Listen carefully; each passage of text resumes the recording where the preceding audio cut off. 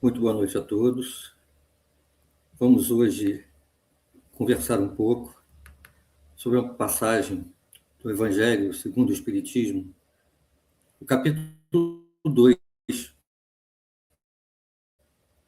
Meu reino não é desse. O capítulo trata de 3 itens, sobre a vida futura e o ponto de vista.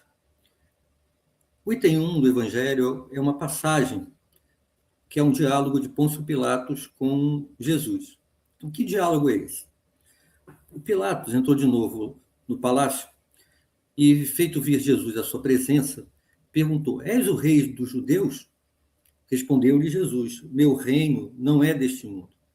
Se o meu reino fosse desse mundo, a minha gente houvera combatido para impedir que eu caísse na mão dos judeus. Mas o meu reino ainda não é aqui.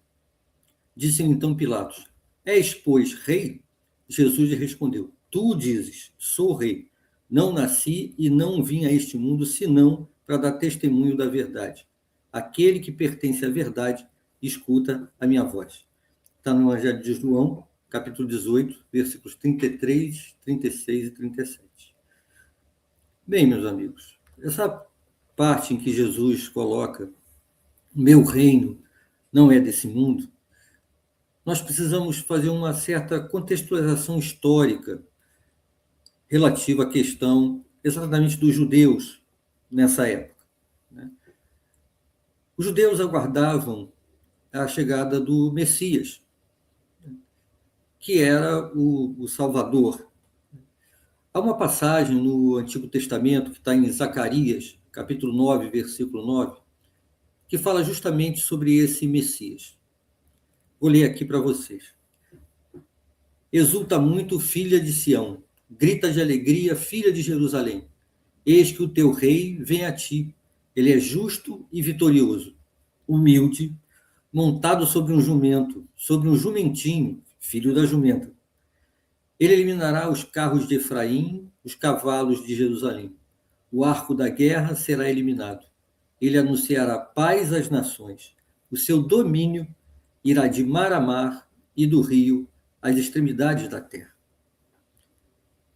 Bem, ele fala nessa parte do Messias, né, que ele vem anunciar paz às nações. Só que os judeus, nesse momento de sua história, estavam sob o domínio do Império Romano e entendiam que quando o Messias chegasse, o rei dos judeus, iria libertá-los de toda e qualquer dificuldade que eles estariam passando e faria com que eles, né, esse domínio que iria de mar a mar, havia uma interpretação de que era esse domínio aqui na terra, né, ligado aos povos. E sobre esse contexto, quando Jesus chega, né, e se autodeclara o Messias, isso gerou certamente, né, uma agitação muito grande que todos sabem. Mas Jesus, quando Pilatos pergunta se ele é rei, e não se ele é rei dos judeus, Jesus fala que tu o dizes, mas que ele vinha falar a verdade. Mas será que rei era Jesus? A gente sabe que no momento da crucificação, né, existe uma famoso conjunto, né, de pequenas letras que a gente vê em filmes sobre Jesus, no momento da crucificação, né? Em algum deles tem uma plaquinha escrito INRI. De onde vem esse INRI? Eu queria também compartilhar com vocês uma passagem que se encontra no Novo Testamento, um relato que está em João, que fala sobre a crucificação, que descreve mais ou menos assim. Então eles tomaram Jesus, e ele saiu carregando a sua cruz e chegou ao chamado lugar da caveira, em hebraico chamado Gólgota, onde o crucificaram. E com ele 2 outros, um de cada lado, Jesus no meio. Pilatos redigiu também um letreiro e o fez colocar sobre a cruz. Nele estava escrito: Jesus Nazareu, o Rei dos Judeus. Esse letreiro, muitos judeus o leram, porque o lugar onde Jesus foi crucificado era próximo da cidade. E estava escrito, esse letreiro que Pilatos escreveu, estava escrito em hebraico, em latim e em grego, para que todo mundo ali que tivesse, né, essa capacidade para a leitura, em qualquer uma desses idiomas, entenderia o que estava ali. Só que os chefes dos sacerdotes judeus, né, falou para ele, ó, não escreve rei dos judeus, não escreve rei dos judeus. Esse homem disse, eu sou o rei dos judeus. E o Pilatos respondeu, o que eu escrevi, escrevi. E há uma relíquia em Roma, né, que fica na Basílica, onde, a princípio, Jesus foi crucificado, por definição histórica ali, né. Lá existe uma placa de madeira de uns 21 centímetros de altura e uns 2 palmos de comprimento, que está escrito lá em hebraico, latim e grego. Essa placa é conhecida como Titulus Crucis. É claro que, como muitas dessas relíquias históricas, né, há sempre alguns, né, de cientistas que buscam, e há uma certa polêmica de se ela é mesmo, se não é, o que a gente está acostumado a ver, né? Mas isso não é o mais importante, né?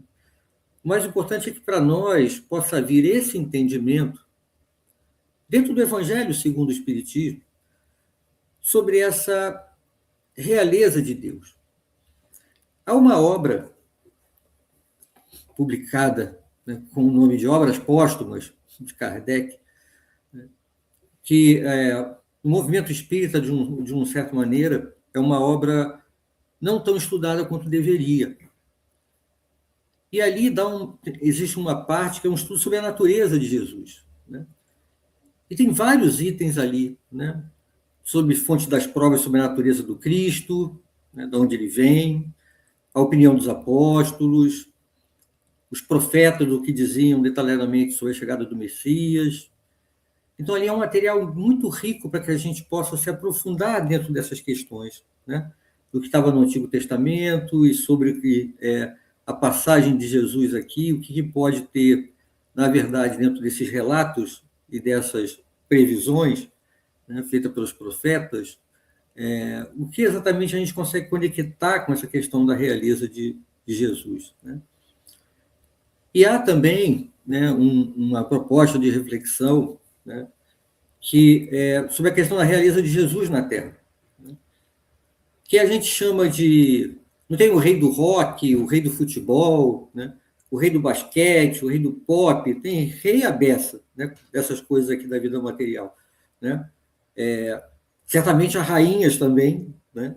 Mas essa realeza, né, seja rei ou rainha, quando se coloca essa qualificação, né, a uma determinada pessoa, o que isso está sinalizando, na verdade, né? É que ela se destaca além, né, do que seria a maioria, né, dessas pessoas, né?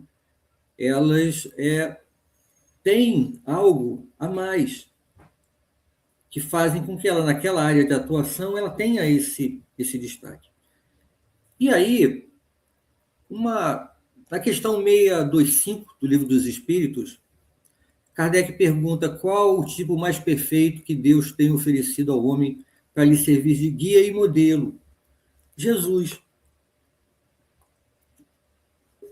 Então, como a gente coloca, né? O rei é esse que tem esse destaque, né? Se a gente for pensar num rei, o rei da bondade, o rei da misericórdia, o rei do perdão, o rei da paciência, da caridade, da indulgência, do respeito ao pobre, o rei do amor. Resumindo, o rei das virtudes. Entre nós, aqui da humanidade terrena, né, quem a gente poderia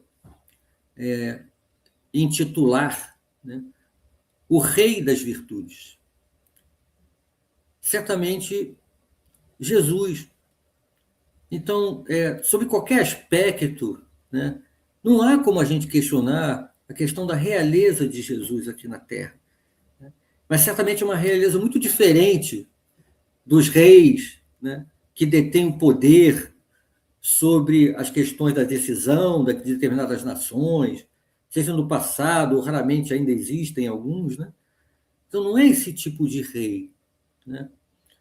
Assim, mas ele enfatizou que o reino dele não era desse mundo. E isso, na verdade, traz para nós dois aspectos de reflexão. Quando ele coloca no diálogo com Pilatos que se o reino dele já fosse aqui na Terra, né? Porque ele fala ainda não é, né? Não teriam deixado ele chegar naquela situação de ser capturado pelos judeus, né? Porque o nível de evolução espiritual da humanidade terrena, no momento em que o seu reino se estabelecer aqui, certamente não terá aquelas atitudes, não terá aquele comportamento. Mas nós sabemos também que Jesus estava apontando para nós, quando ele fala das suas parábolas, uma série de aspectos que precisava se colocar ali a questão da continuidade da vida, da existência do mundo espiritual. Jesus veio apresentar um Deus de amor, um Deus de justiça, um rei de bondade, de misericórdia. E para entender certas passagens, principalmente na questão bem-aventurados os aflitos, né, Jesus vem apresentar esse outro aspecto da vida. Então, essa questão que ele ensinou, né, nos deve nos levar para esse pensamento, né, do estabelecimento do reino dele em algum momento aqui na Terra, né,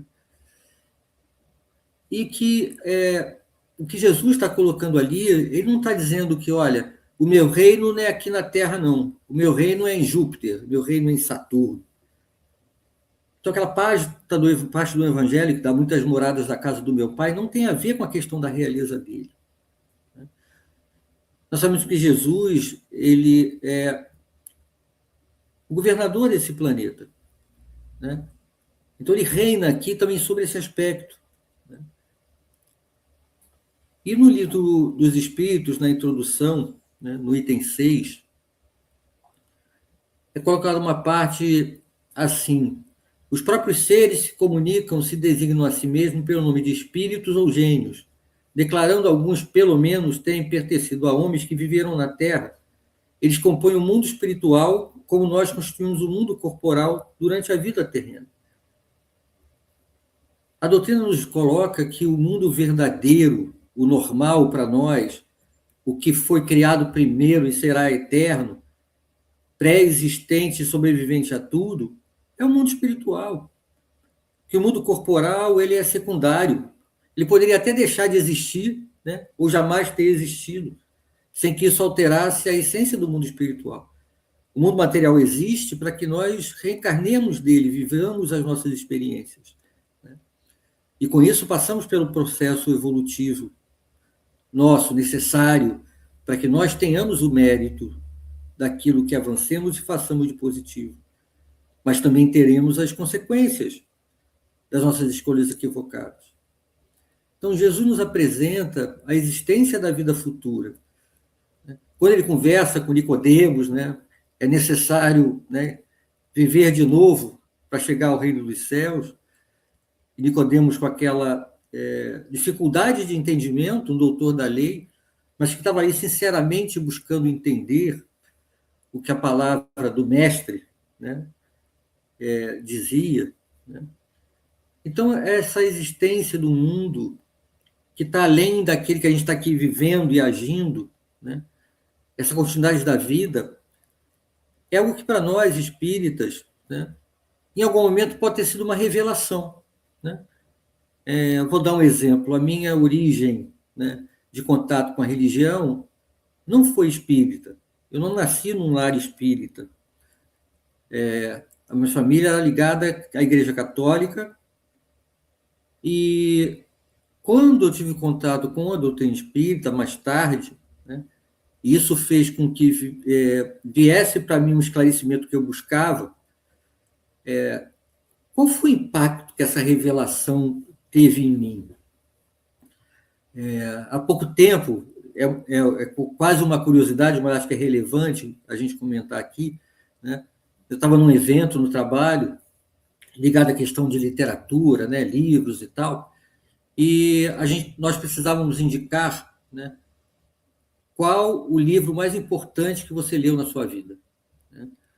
Aquele livro teve um impacto de transformação, de expansão de visão, alguma coisa assim, né? O que tenha tocado profundamente, né, intimamente a nós. Né? E eu escrevi lá, o Livro dos Espíritos. Então, o Livro dos Espíritos foi o meu primeiro contato com a doutrina. A partir dele, eu cheguei no Evangelho. Né? E essa questão desse entendimento do aspecto, né, da vida futura e onde estava essa conexão com a fala do Cristo, né? Isso é muito importante. Né? Antes, a vida material era tudo, muitas vezes, né? Para quem não tem esse contato com religião, né? Seja do inspira o outro. Né? E aí, enquanto a minha visão, o meu ponto de vista só enxerga a vida material, né? Tudo que a gente sente, a gente pensa, a gente age, os planos que a gente faz, os anseios futuros, os sonhos, os objetivos, tudo gira em torno do que está aqui. Fora o que está aqui, nada há. E quando a gente percebe e aceita, e entende, compreende essa continuidade da vida, né? Essa questão do que eu vou plantar aqui, alguma coisa que eu plantar aqui, eu vou colher aqui mesmo. Mas certa coisa que eu vou plantar aqui, o que eu vou colher está mais ligado a essa continuidade da vida. Essa percepção de que a vida, ela não inicia no meu nascimento e ela termina com a minha morte. A visão da continuidade da vida.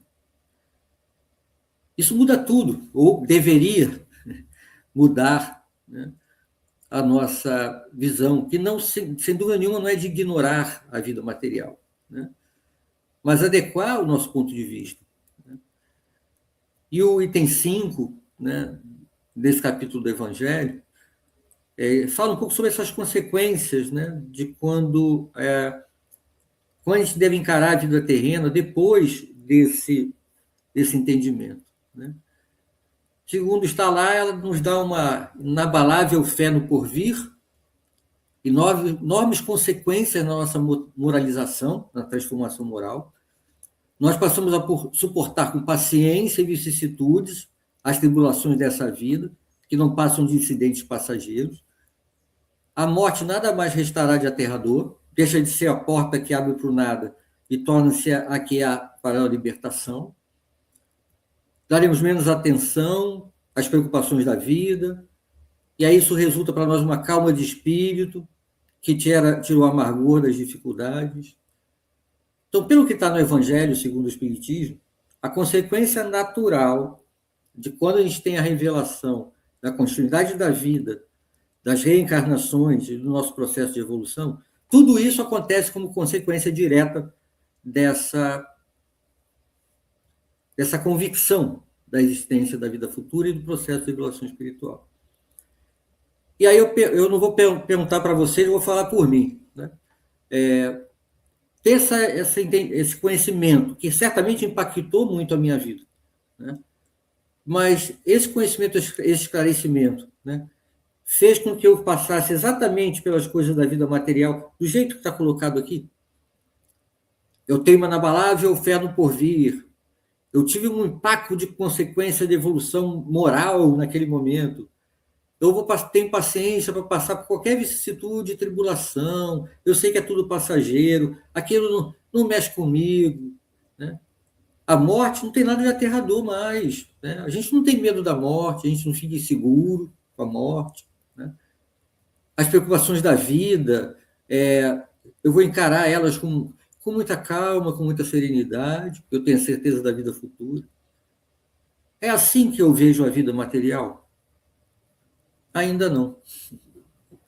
E aí isso faz um pouco uma conexão de entender por que Jesus disse que o reino dele não era desse mundo aqui. A gente tem certeza que a morte não existe, que somos espíritos, a gente sabe do mundo espiritual, a gente sabe de tudo disso. Mas, ao saber disso, nos gerou uma transformação tão radical, como está colocado ali. Né? O Evangelho nos fala, né, qual é a consequência da gente duvidar disso, de quem duvida disso. Né? Aquele que duvida da vida futura, ele vai dirigir todos os pensamentos dele para a vida material, porque ele não tem certeza do porvir. A gente tem certeza do porvir. O nosso olhar não está totalmente focado só na questão da vida terrena. Senão a gente não estava vendo vídeo, né? A gente não estava lendo sobre a doutrina, a gente não estava tentando se engajar, né, em projetos de trabalho no bem. A gente não tem um olhar só para a vida material. A gente já tem um acréscimo desse olhar sobre a nossa vida. Né? Mas as circunstâncias da vida material que nos envolve, nos cenários que nós estamos, né, muitas vezes ela vai naturalmente, né, nos colocar com atenção naquela situação específica. Né? Vamos pegar um exemplo. Né? Vamos pensar alguém rico, muito rico. Né? Voltando um pouco no tempo, a posição da realeza, aquelas rainhas, condessas, condes, viscondes, né? Toda aquela categoria, né, da corte. Né?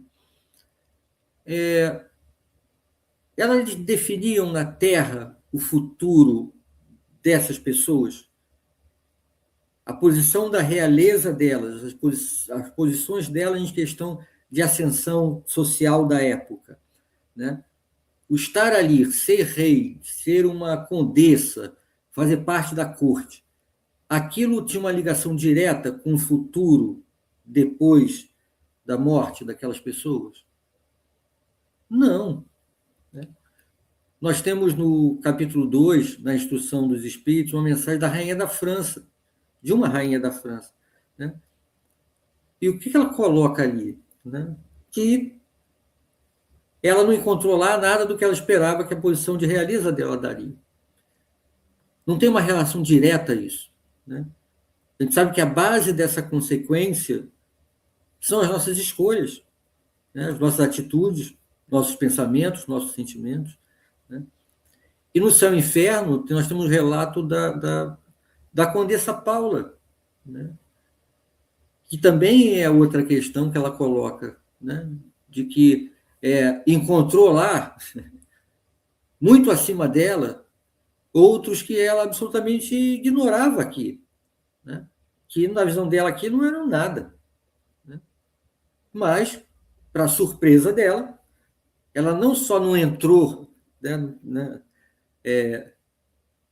no céu, talvez, né, com a sua realeza, a sua superioridade em relação aos outros. Foi o contrário. Né? Mas não foi só pelo fato de ela ser condessa. Né? Foi como ela se postou. Quando ela mesmo coloca, não, eu vi muito acima de mim outros que eu enxergava muito abaixo de mim. Né? Então, isso é que nos coloca, né, numa posição de maior dificuldade ou não, no que fazemos quando temos essa convicção da continuidade da vida. E aí a gente tem algumas reflexões a propor. O que eu tenho feito com o esclarecimento que me chega sobre o Evangelho? Quando eu leio algo do Evangelho, uma passagem, estou lendo lá aquela parábola pela, sei lá, já li dezenas de vezes, mas aí quando eu leio aquele dia, me surge uma percepção um pouco mais detalhada daquele ensinamento. Né? E aí eu falei, caramba, o que Jesus estava dizendo é que esse comportamento é que é o importante. Né? E aí, quando me deparo com essa percepção de que aquele comportamento é o que Jesus está indicando através do seu evangelho, que a gente deve ter, o que a gente faz? Fulano não faz isso. Né? Vou pedir para o fulano ler essa página do evangelho e refletir. A gente não percebeu qual foi o ensinamento ali? O primeiro pensamento tem que ser para olhar para mim. né? O quanto o meu olhar está ajustado às leis de Deus. O quanto que eu já obtive de esclarecimento do que é certo, do que é errado. Quantas vezes eu ainda faço o que eu já sei que é errado. Se eu tenho a certeza da existência do mundo espiritual, que a verdadeira vida é lá, mas que aqui é um momento de experimentar situações, no nosso caso de provas e de expiações, que vão, na verdade, definir a sequência do nosso processo de evolução espiritual. Então, não é porque eu sei que eu terei não sei quantas encarnações necessárias até chegar a espírito puro, porque nós chegaremos com certeza, né, que isso tira a relevância ou a importância dos passos que eu estou dando aqui. E essa percepção, né, das verdadeiras consequências de alguma coisa, né, a consequência do que eu faço é o que é relevante. E muitas vezes isso que eu faço vai ter uma consequência onde? Né? Quando eu desencarnar, em que condições eu vou desencarnar? A gente sabe que o quanto mais a gente viver no mundo material com um olhar para a continuidade da vida no mundo espiritual, certamente vai nos auxiliar a ter um comportamento mais adequado. Então, quando o mestre indica no seu evangelho, né, essa questão da existência do mundo espiritual, algumas decisões que a gente tem que tomar na vida, em certos momentos a gente fica como se fosse numa balança assim. Para essa situação, se eu fizer isso aqui, eu vou estar atendendo um aspecto da minha visão do que eu quero no mundo material. A outra opção de escolha que eu tenho é fazer essa aqui. Essa aqui não vai atender os meus interesses do mundo material, mas é a mais adequada na visão da consequência da minha vida no mundo espiritual. A gente já sabe qual que tem que escolher. Né? Mas não podemos mais alegar desconhecimento, falta de esclarecimento. Nós não temos, perdão, deveríamos ter, né, outra postura que não fosse encarar, enfrentar as nossas lutas íntimas. Sim, elas são as mais difíceis, certamente são. Mas um ponto de partida é fazer nada de desculpismo, nada de transferência de responsabilidades. Isso só atrasa a nossa caminhada.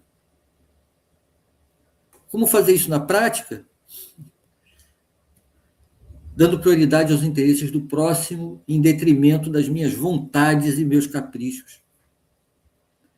Não desperdiçar oportunidades da prática da caridade, seja a caridade material ou a caridade moral.